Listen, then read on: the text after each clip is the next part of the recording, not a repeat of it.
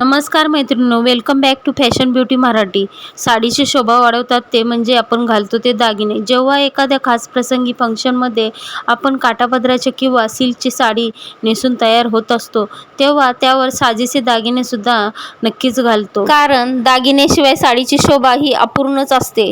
साडीप्रमाणेच दागिन्यामध्येही नेहमीच नवनवीन डिझाईन आणि पॅटर्न्स येत असतात. कोणत्याही खास प्रसंगी इतर साड्यांपेक्षा जास्त करून काठापदराची किंवा सिल्कची साडी नेसली जाते. तर या काठापदरांच्या किंवा सिल्कच्या साडीवर सध्या कोणत्या दागिन्याची जास्त घालण्याची फॅशन आहे ते आता आपण या व्हिडिओमध्ये पाहणार आहोत. सध्या काठपदराच्या किंवा सिल्कच्या साडीवर चिंचपेटी नेकलेस घालण्याची खूपच फॅशन वाढली आहे.